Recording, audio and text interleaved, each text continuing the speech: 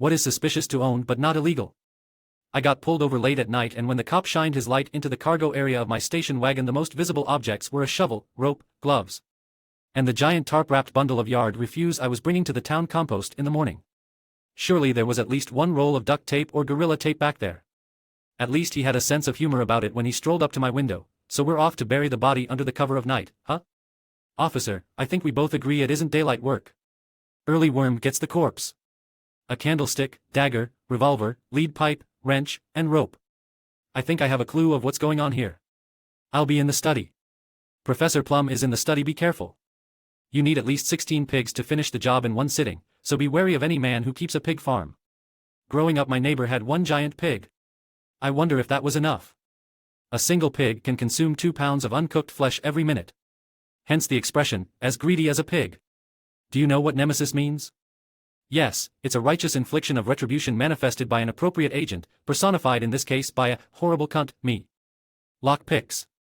They're seen as thieves' tools, but lock picking isn't uncommon for a hobby. Have a friend who picked up the lockpick after one of his renters lost their keys and he couldn't find the backup set. Had to call a locksmith, and since they live over 15 miles out of town, it was a hell of a fee. Plus, it's not a bad idea to have a kit for getting into cars sitting around with some cars auto-locking doors. They aren't supposed to do it when the key is in the car, but apparently if you let a 2012 Chevy Avalanche sit for a week it will still lock itself. With the only set of keys in the car. The same friend found that one out the hard way. Again, locksmith is expensive that far out of town. They sell those little inflatable door jams at hardware stores. I'd be reluctant to purchase a vehicle that wasn't susceptible to a coat hanger. Multiple padlocks on your basement door. My friends and I moved to a new city and were trying to find a place to live. One of the houses we looked at had a door in the basement that was padlocked with multiple locks, but was also nailed shut, and I don't mean a couple nails. I mean like nails around every inch of the door frame. Needless to say, we did not rent that house, lol. Aw, hell no. What do you mean? There's no chance the monster is getting out with all that security. Totally safe to rent. Too many of any one innocuous item. You've got 10 citrus squeezers or 25 dusters? I'm going to be side-eyeing you. What about 38 ice scrapers? Definitely something to be concerned about. They were 10 cents each on clearance. I live in northern Michigan. Back off. LOL. A closet grow tent for tomatoes. A friend did have a whole hydroponic setup for peppers to make hot sauces. Weed he just bought, lol. I grow a ton of herbs and tomatoes in hydroponics, because I like fresh, good produce, and it's easier to maintain than 12 to 14 pots of plants. There aren't many things better than bruschetta capris from homegrown fresh tomatoes and basil, homemade mozzarella and fresh out of the oven sourdough. I was at Home Depot with a shopping cart full of PVC stuff, and this cop standing in line behind me says, "Building a potato cannon, huh?" I actually was building a potato cannon. I had a similar thing happen, went to Bunnings as a teenager and asked for a barbecue igniter. The guy working there goes, "I assume you're going to need some PVC pipe as well." He then proceeded to rip off the igniter off one of the demo BBQs and said, "Stick that in your pocket," and then took me to the aisle and proceeded to equip me with all the PVC pipe parts.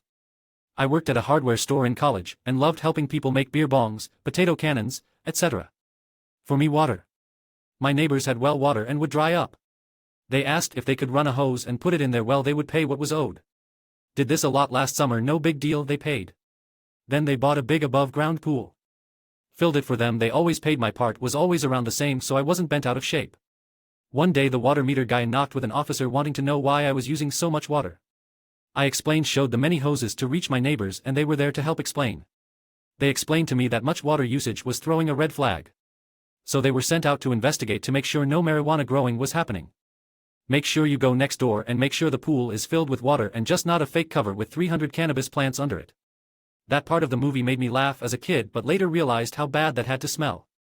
I lost the key to my crawlspace's padlock once, and went to the hardware store to buy bolt cutters, so I could replace it. I told the cashier why I was buying them, without being asked, and he was like, "It's funny, everyone that buys bolt cutters feels like they need to tell me why they are buying them. I think they just want me to know they aren't about to do something illegal." Back in the day, car thieves used dent pullers to pop ignitions. If you were found with one outside of a body shop, people assumed you were a car thief. PT Cruiser. Man, I remember when they first came out and I liked their retro design for about half a second. Yeah, to anyone who lived through the boring, tissue box-shaped cars of the 80s and the vaguely car-shaped featureless blobs of the 90s, the PT Cruiser was an interesting change. It actually had a design concept, albeit one that didn't age particularly well. Automakers started taking chances again in the 2000s, And although not everything turned out great, looking at you Pontiac Aztec, they sparked a renewed interest in making cars look fun again. The Aztec is still the ugliest car I think I've ever seen. No wait, that's the Cybertruck now, but the Aztec was for a long time. That rear end was atrocious. A ritual dagger, as he described it. My one college roommate had one displayed and would occasionally need the room to himself. I opted for a place where I had my own room next year. Was he a Sikh? 'Cause their religion mandates that they have a dagger. I was on a plane after September 11th and several Sikh were on board and people flipped out that they were allowed to carry weapons on the plane.